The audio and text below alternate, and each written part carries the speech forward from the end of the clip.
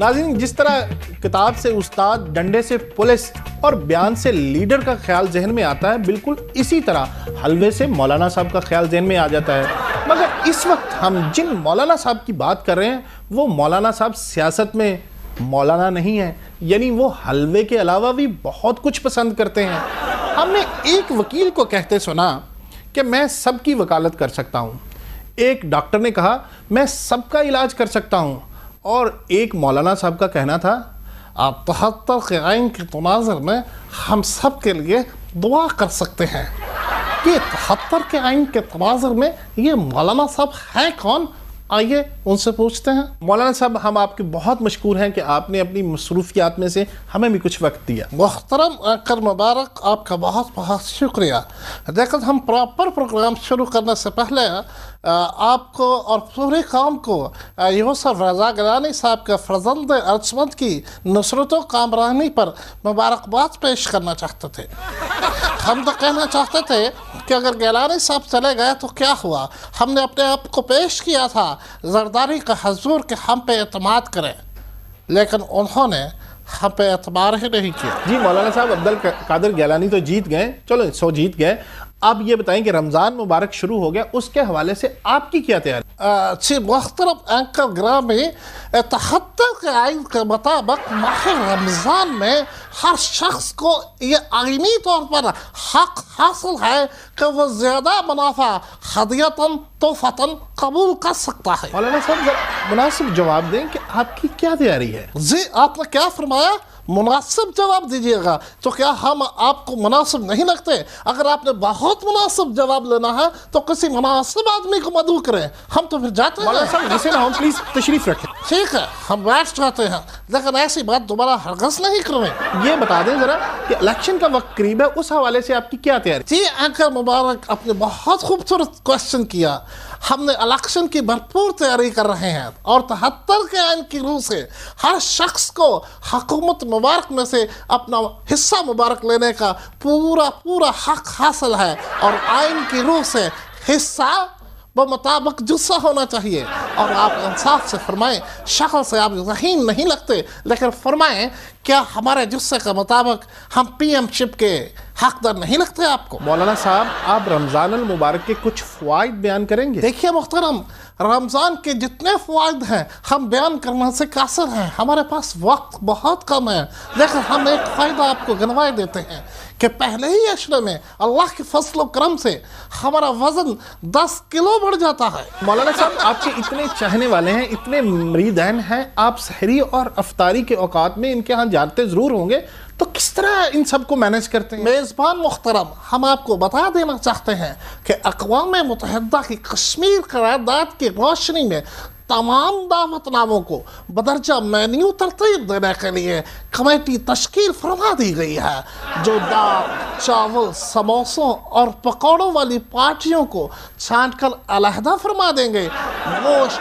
مرغا مسلم اور حلوہ من فضل ربی والی پارٹیوں کو ترجیح اول پر رکھیں گے۔ مولانا صاحب، آپ بڑے خوش خوراک معلوم ہوتے ہیں، سنیں آپ سجی بڑے شوق سے کھاتے ہیں۔ ماشاءاللہ کافی سنجیدہ مذاق فرماتے ہیں آپ۔ ہم سے پوچھ کون رہا ہے جو ہم سے بھی بڑا پیٹو ہے؟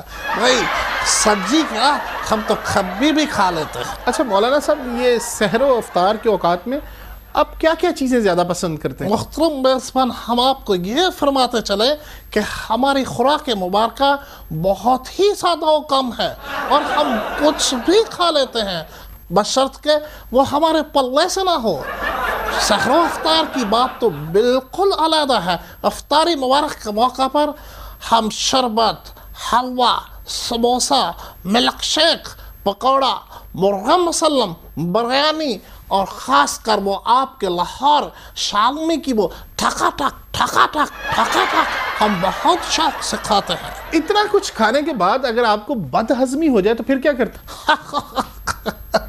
ہم پھر کچھ اور تناول فرما لیتے ہیں۔ اتنا کچھ کھانے پینے کے بعد آپ کو گھر جانے میں کچھ دقت تو ہوتی ہوگی، پھر کیا کرتے ہیں؟ یہ سب سے پہلے تو ہم آپ کو یہ بتا دیں کہ ہم کچھ زیادہ نہیں کھاتے، یہ ہم پر الزام ہے۔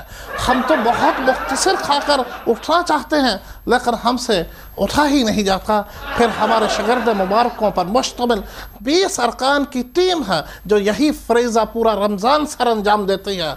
हमको अफ्तारी और सहरी के बाद खाने से उठाकर हमको घर तक पहुंचाती है। मौलाना साहब, माह रमज़ान के दौरान आपकी सियासत और रूज पर होती है या नागा फरमाते हैं? जी मोहतरम एंकर, आप मुझे कोई मखबूत अल हवास किस्म के एंकर दिखाई देते हैं जो ऐसी बातें फरमा रहे हैं। देखिए, रमज़ानुल मुबारक में हमसे सोया नहीं जाता, तो हम सियासत किस तरह फरमा सकते हैं? मौलाना साहब, ये सोने का सियासत से क्या ताल्लुक है? जी, हम आप पर ये वाज़े कर देना चाहते हैं, रोज़े रोशन की तरह ये बात आया कर देना चाहते हैं कि जब इतना कुछ तनावल फरमा कर हम आराम की गरज से लेटते हैं तो हमारे मैदे मुबारक में गुड़ गुड़ गुड़ गुड़ मुबारक शुरू हो जाती है, जिससे हमारे मैदे मुबारक पर गरानी सी की काफ़ियत तारी हो जाती है और हम सो नहीं पाते। और जब हम सो नहीं सकेंगे तो फिर कुर्सी मुबारक के ख्वाब किस तरह देखेंगे? इसलिए हम मुख्तसर सा कैलूला फरमाते हैं और सहरी की तैयारी में लग जाते हैं। मौलाना साहब, आप सहरी के बाद तो फिर सोते होंगे? आप मुझे बहुत अजीब और गरीब किस्म के एंकर दिखाई देते हैं। देखिए, सहरी मुबारक के वक्त जब हम कुछ तनावुल फरमाते हैं तो वो जो दही का कूड़ा मुबारक हम खा लेते हैं वो भी हमारे मैदे पर कोई अच्छे असरात नहीं छोड़ता। फिर वही गुड़ गुड़ गुड़ गुड़ गुड़ गुड़ शुरू हो जाती है, जिससे हम सो नहीं पाते, बस हल्का सा कैलूला फरमा लेते हैं और उसके बाद उठकर अफ्तारी की तैयारी शुरू कर देते हैं। भला इसमें सियासत का वक्त हमें कहाँ मिलता है? लगता है आप कुछ और फरमाना चाहते हैं, फरमा दें। देखिए मोहतरम एंकर, आपकी बालाई मंजिल कुछ खाली खाली दिखाई देती है। हमारी जिंदगी में 3 चीज़ों को बहुत अहम मकाम हासिल है। नंबर 1 सियासत पंजखाना, नंबर 2 तवाफुल कुर्सी, वही कुर्सी पीएमशिप वाली, कोई आम कुर्सी नहीं, और नंबर 3 हर खाने के साथ खीर फी सबीलिल्लाह। मैं वायरस छोड़ दूंगा, फिर क्या होगा मैं तेरे को बताता हूँ। फिर होगा तेरा डाटा खल्लास, तेरा राम खल्लास, तेरी हार्ड डिस्क खल्लास। हंगामा है क्यों बरपा, सप्लाई ही खो